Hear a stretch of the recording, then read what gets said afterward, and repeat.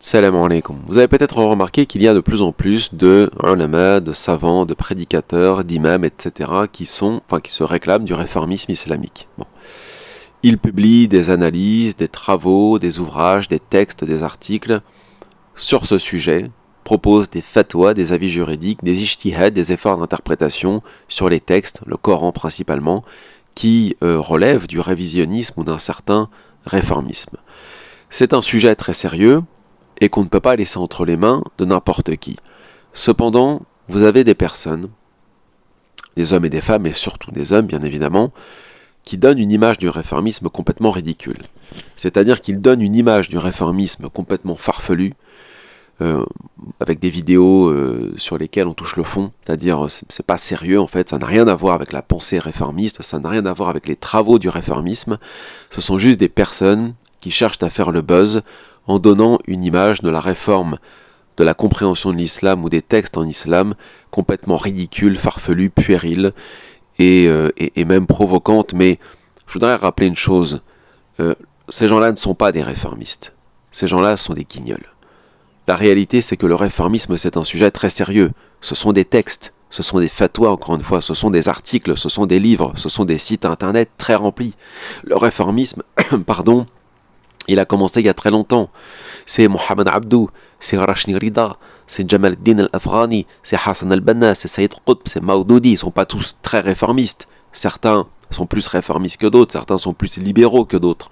Mais tous ces gens-là sont des réformistes. C'est aussi Hassan al-Turabi, c'est aussi, qu'on le veuille ou pas, des personnes comme Shahrour, comme Ahmed Subhi Mansour, comme Jamal al-Banna. C'est aussi des sunnites orthodoxes qui tiennent des propos, qui publient des fatwas réformistes, comme l'ancien grand moufti du Qatar, Ibn Zayd al-Mahmoud. Ça peut être aussi des ulama, parfois d'Al-Azhar, qui ont tenu des propos ou qui ont publié des fatwas réformistes comme Jadul Haq, par exemple, mais aussi Sheikh al-Qardawi d'une certaine façon, même si c'était pas un réformiste, mais il a publié beaucoup de textes réformistes aussi. Bref, la liste est interminable, on pourrait aussi citer, parce qu'ils font partie, qu'on le veuille ou pas, du réformisme, ce sont les coranistes. Bon. Tous les coranistes ne remettent pas en cause les fondements fondamentaux, on va dire, de l'islam, tels que les 5 prières, bien au contraire. Les coranistes sont très différents des uns des autres, et il y a autant de coranistes qu'il y a de sunnisme ou de chiisme, en quelque sorte.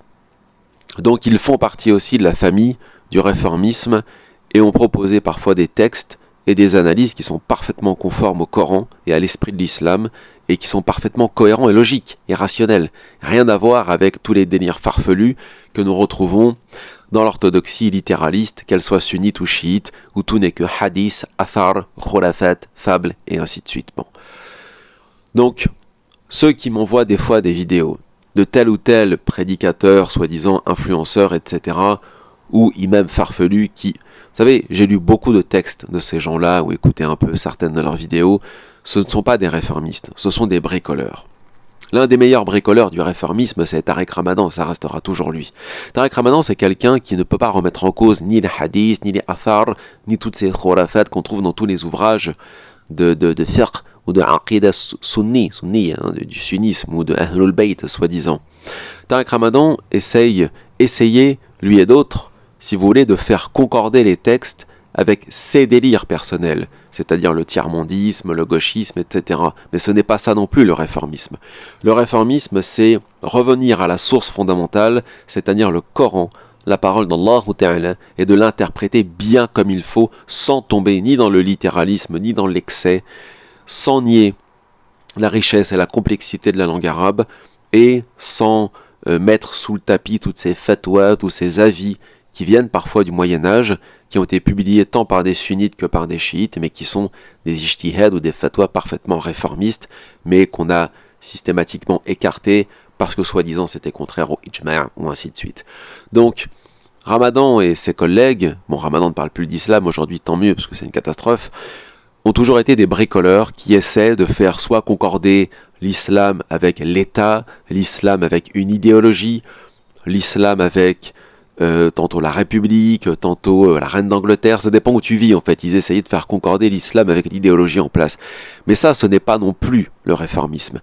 Parce que les réformistes n'ont jamais remis en cause, par exemple, la notion de kufr bit-taghut, c'est-à-dire le fait que l'islam s'oppose farouchement, violemment et méchamment à toute forme de tyrannie quelle qu'elle soit, que ce soit le roi du Maroc, que ce soit la République, que ce soit le gouvernement américain, etc.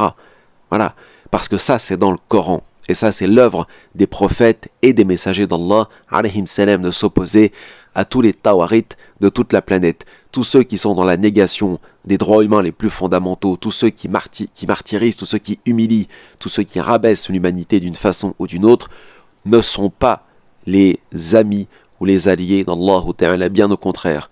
Et parfois, quand vous avez des individus qu'on présente comme étant des réformistes, c'est pas des réformistes, c'est des conformistes. Ce sont des gens qui essaient d'être en accord avec l'état en place d'un pays, n'importe lequel. Vous avez des imams en Chine qui essaient d'expliquer qu'on peut être parfaitement musulman et 100% communiste et soutenir la dictature. Le mieux dans ce genre de cas, si on n'a pas le courage ou si on a peur, c'est de rien dire. Voilà, c'est de rien dire du tout. Mais ce n'est pas de mentir comme ça sur le texte, et encore pire, de dire que ça fait partie de la pensée réformiste. Ce n'est pas du réformisme. Jamaluddin al-Afghani, qui était sûrement l'un des plus grands réformistes de son époque, qui était très rationaliste, néo-mu'tazilite ou crypto-chiite, certains ont dit peu importe, a toujours dit et a toujours écrit l'islam par essence est tyrannicide. Voilà, donc la pensée réformiste n'est pas une pensée de traître, une pensée de harki, une pensée de personnes qui essaient de se conformer au matérialisme, au capitalisme, à la tyrannie, au régime en place, etc. Ce n'est pas vrai. Le Coran est clair sur la tyrannie, sur le dulm, sur l'injustice, etc. Donc ça ne peut pas être réformé. L'histoire de Moussa alayhi salam en est la preuve vivante de la lutte contre un pharaon, un tarout. Donc il n'y a rien qui changera à ce niveau-là. Et faire passer le réformisme pour des vendus, là aussi c'est un argument que j'ai souvent entendu, mais qui bien évidemment n'est pas acceptable d'une façon ou d'une autre. Donc, encore une fois, si vous voulez vous intéresser à la pensée réformiste, je publierai une liste, Inch'Allah, sur mon site internet, de grands noms du réformisme, si ça intéresse certaines personnes. Attention, je ne dis pas qu'il faut être d'accord avec tout ce qu'ils disent, et je ne dis pas que ces réformistes ont toujours raison, et je ne dis pas que c'est le haqq, attention, je n'ai pas dit ça, et je ne dis pas non plus que tous sont acceptables sur tout ce qu'ils ont pu écrire ou dire, de la même façon que certains d'entre eux sont très réformistes, d'autres beaucoup moins.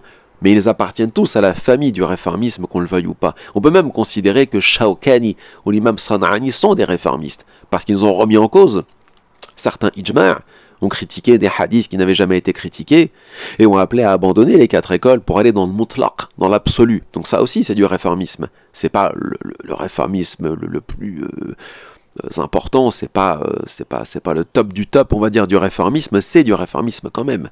Et on pourrait citer plein de ulama d'ailleurs qui vont dans ce sens.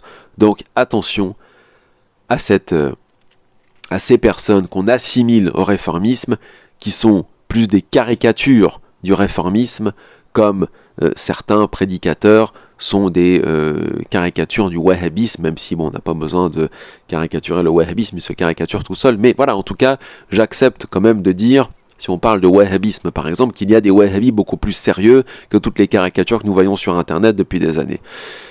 Ceci étant dit, le réformisme est un sujet sérieux. Ce n'est pas une bande de farfelus, ce ne sont pas des fous, ce ne sont pas certains de ces prédicateurs qui racontent n'importe quoi.